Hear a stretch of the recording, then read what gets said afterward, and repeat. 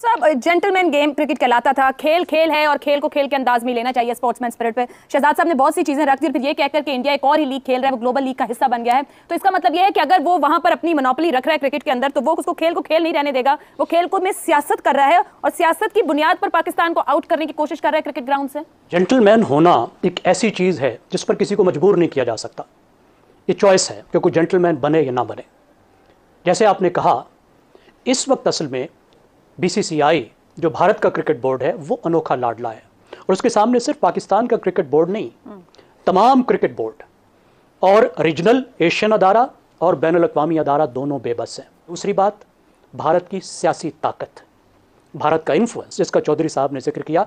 जैसे जैसे भारत की मईशत बढ़ी है, उसका सफारती वज़न बढ़ा है, और भारत उस सफारती वज़न को हर जगह इस्तेमाल करता है, कहीं नहीं हिचकिचाता। उसने क्रिकेट को ख़ास तौर पर अपनी डिप्लोमेसी के लिए इस्तेमाल किया है और क्रिकेट पर अपना इन्फ्लुएंस डाला है। ये उसका एक डिप्लोमेसी का, सॉफ्ट पावर का एक टूल है जिसको वो इस्तेमाल करने से बिल्कुल नहीं हिचकिचाता।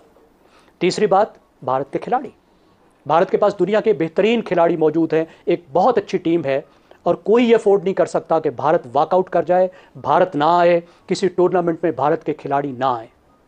अब ये इतने बड़े फैक्टर्स हैं कि जिसकी वजह से भारत को, भारत की क्रिकेट की तंजीम को वो वीटो पावर हासिल हो गया है, और वो ताकत आ गई है कि वो धमकी देकर अपनी बात मनवा लेता है। हेलो नमस्कार, जय हिंद, वंदे मातरम, और मेरे सभी भाई बहनों को जय श्री राम। दोस्त पर फिर से आप सभी का हार्दिक स्वागत है। तो चलिए शुरू करते हैं। क्यों इतनी ज्यादा भारतीय हठधर्मी नजर आई है, जहां पाकिस्तान मजबूर हुआ है बार बार अपनी राय, अपनी मर्जी, अपनी होस्टिंग को सरेंडर करने को? हम क्यों मानने पे मजबूर हैं? इसलिए क्योंकि हम मेजबान हैं, और ये याद रखें कि जो दुनिया क्रिकेट के अंदर जो पैसा रेज हो रहा है, जो फाइनेंशियल पावर है, वो इंडिया के पास है। यानी ऑस्ट्रेलिया और इंग्लैंड भी अब इंडिया की बात मानने पे मजबूर हो जाते हैं। अगर आईसीसी के अंदर या किसी और जगह पे जब इंडिया कोई चीज़ कहता है कि ऐसे होना चाहिए, तो सब लोगों को मानना पड़ता है, क्योंकि मैक्सिमम पैसा वहाँ से जनरेट हो रहा है इंडिया से दुनिया क्रिकेट के अंदर। उसके लिए ऑस्ट्रेलिया और जैसा मैंने कहा, इंग्लैंड की क्रिकेट पावर्स जो हैं वो भी कई दफ़ा अपने आप को मजबूर पाती हैं। क्या हमें एशिया कप को कैंसिल कर देना चाहिए था एज अ कॉम, एज अ नेशनल पॉलिसी? ये एक पहला सवाल था।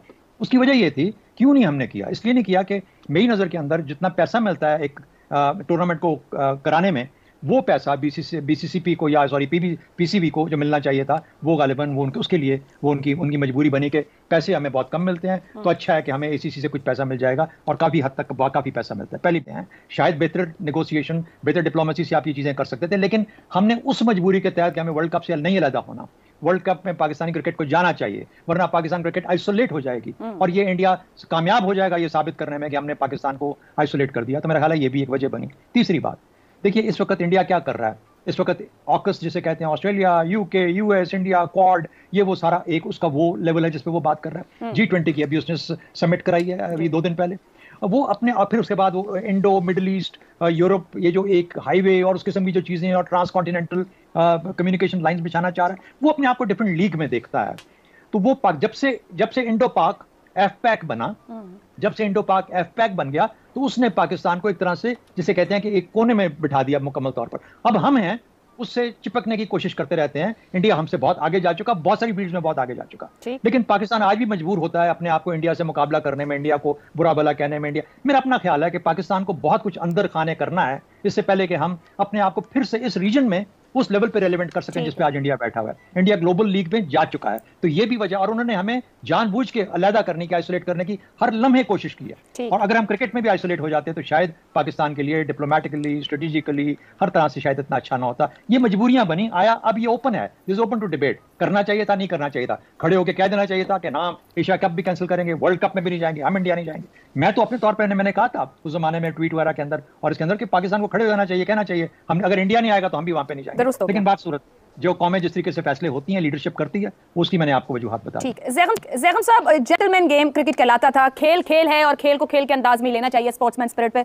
शहजाद साहब ने बहुत सी चीजें रख दी, फिर ये कहकर कि इंडिया एक और ही लीग खेल रहा है, वो ग्लोबल लीग का हिस्सा बन गया है। तो इसका मतलब ये है कि अगर वो वहां पर अपनी मोनोपोली रख रहा है क्रिकेट के अंदर, तो वो उसको खेल को खेल नहीं रहने देगा। वो खेल को में सियासत कर रहा है और सियासत की बुनियाद पर पाकिस्तान को आउट करने की कोशिश कर रहा है क्रिकेट ग्राउंड से। जेंटलमैन होना एक ऐसी चीज है जिस पर किसी को मजबूर नहीं किया जा सकता। ये चॉइस है कि कोई जेंटलमैन बने या ना बने।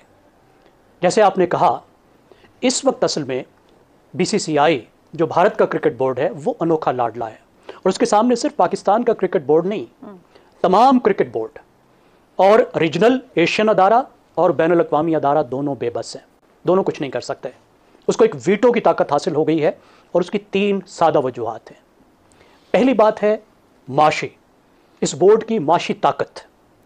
भारत का बोर्ड तकरीबन एक साल में $500 मिलियन कमाता है।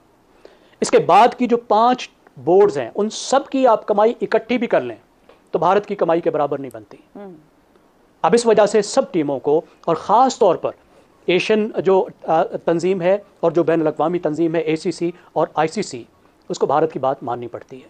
और उसकी एक वजह है कि भारत का इतना बड़ा होना, वहाँ पे क्रिकेट देखने वाले 1 अरब से ज़्यादा हैं, 1.25 अरब है।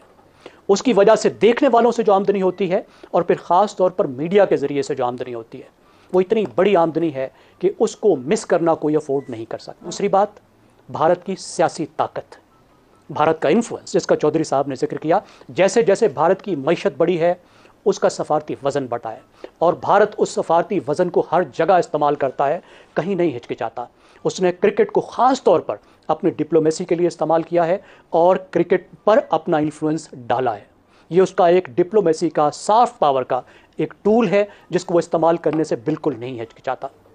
तीसरी बात, भारत के खिलाड़ी, भारत के पास दुनिया के बेहतरीन खिलाड़ी मौजूद हैं, एक बहुत अच्छी टीम है और कोई ये अफोर्ड नहीं कर सकता कि भारत वॉकआउट कर जाए, भारत ना आए, किसी टूर्नामेंट में भारत के खिलाड़ी ना आए। अब ये इतने बड़े फैक्टर्स हैं कि जिसकी वजह से भारत को, भारत की क्रिकेट की तंजीम को वो वीटो पार हासिल हो गया है और वो ताकत आ गई है कि वो धमकी देकर अपनी बात मनवा लेता है। 17 में उसने चैंपियंस ट्रॉफी में धमकी दी कि अगर मेरी शराइत नहीं मानेंगे तो हम नहीं आएंगे। अब इसको कोई इस बात को अफोर्ड ही नहीं कर सकता था। 2021 में T20 में उसने कहा अगर तारीखें नहीं बदलोगे तो हम नहीं आएंगे। तो इस वक्त हमारी मजबूरी है, क्रिकेट में रहना है। अगर हम नहीं रहेंगे तो फिर उसमें हमारा नुकसान ज़्यादा है। इसलिए हमें we need to bide our time, हमें अपना वजन बढ़ाना है, खेल में अपने आप को बेहतर करना है, अपनी मईशत को बेहतर करना है। जब बाकी चीज़ें ठीक होंगी तो हमारा इधर भी वजन बढ़ेगा। कहानी ये है कि वर्ल्ड ओवर एक प्रॉब्लम ये हो गया कि इंडिया ने हॉक कर ली है पूरी world cricket. Even Australia, England, ये सारे जो हैं IPL की विंडो में अगर कोई और सीरीज नहीं हो रही तो IPL होनी है, क्योंकि वहाँ पे फाइनेंशियल अट्रैक्शन और रेवेन्यू 80% आता है, शायद वहाँ से 80% वहाँ से रेवेन्यू आता है, जो कि पोलराइजेशन की तरफ लेके जा रही है बोर्ड्स को। लेकिन वो बोर्ड्स जो उसको एक्सेप्ट नहीं भी करते, वो बोल इसलिए नहीं पा रहे कि वो वीक है या उनके अपने वेस्टेड इंटरेस्ट। ठीक हो गया। असल में क्या हुआ है कि ICC कोर्जन में आ गई कि मार्केट सिर्फ इंडिया मींस सब कॉन्टिनेंट है। Pakistan, India, Sri Lanka, Bangladesh have the maximum consumers and I balls of cricket. Afghanistan भी आ गया maximum I balls of cricket. तो यहाँ पे जो ब्रॉडकास्टर्स राइट्स उठाते हैं, जो पेटेंट राइट्स उठाते हैं, वो अपनी डिक्टेट करते हैं टर्म्स कि हमें 2 इंडिया पाकिस्तान के मैच चाहिए फलाना। ठीक है, एक बॉडी है यार, उसको फुल डाउन करना चाहिए जनाब। देखिए, एक IPL का फॉर्मेट इन्होंने शुरू किया, अब सुनने में आया कि वो शायद आखिरी है, नेक्स्ट ईयर नहीं होगी IPL। और ये इस चीज से वजह पता है क्यों नहीं होगी? नहीं, जितना प्रॉफिट एक्सेप्टेबल था वो पूरा हो गया। नहीं, मेरे पॉइंट ऑफ व्यू से पता क्या हुआ है कि अगर ये IPL अगले साल भी होती है या अन्य सालों में भी होती है तो इसमें काफी प्रॉब्लम आनी शुरू हो जाएंगी। कौन सी? मैच फिक्सिंग के मामले। तो ये उन्होंने प्लेटफॉर्म इसको बंद करने की कोशिश की, बंद कर दे। आसान होगा, $5.95 बिलियन का तो उसका ब्रांड है। नहीं, नेक्स्ट ईयर शायद IPL UAE में हो जाए और माशाल्लाह और मुअत्तर हो जाएगी। ये हो सकता है, ये इन लाइंस पर भी बात हो रही है। और अब देखें ना, एक वो खेल रहे हैं UAE में जाके खेल रहे हैं मैचेस जो होंगे। बट लेकिन रजा की बात बड़ी अच्छी है कि वो ठीक है, लेकिन आप मुझे बताएं IPL में आप $5.95 बिलियन का ब्रांड जो है उसको आप कैसे सेट असाइड करेंगे? और BCCI की जो रीइन्विगरेशन हुई है वो इस पैसे से हुई है? नहीं, वो मुझे नहीं लगता कि ये। और वहाँ पे तो आपको पता है ना 2 मार्केट्स हैं, वो दूसरी मार्केट क्या करेगी? ये चीज शायद अगले साल, शायद इसलिए कि मेरा ख्याल है वहाँ इलेक्शन ईयर है। हाँ जी, इससे पहले भी वो साउथ अफ्रीका जा चुके हैं खेलने, अपने पूरा एक सीजन IPL का उन्होंने साउथ अफ्रीका में खेला था। तो शायद वो रीजन हो, लेकिन मैंने तो यहाँ तक पढ़ा है कि शायद UAE को अपना वो बेस बना लें IPL के लिए। जनाब, IPL तो होगी, हाँ, क्योंकि 19 मई को खत्म होगी ये 2019 में, क्योंकि वर्ल्ड कप की जो डेट आई थी वो 2 मई आई थी। एज पर ICC रूल्स के 15 दिन का गैप होना चाहिए किसी भी फ्रेंचाइज क्रिकेट के बाद। इंटरनेशनल इवेंट ICC का जो भी इवेंट हो उसमें गैप 15 दिन का होना चाहिए।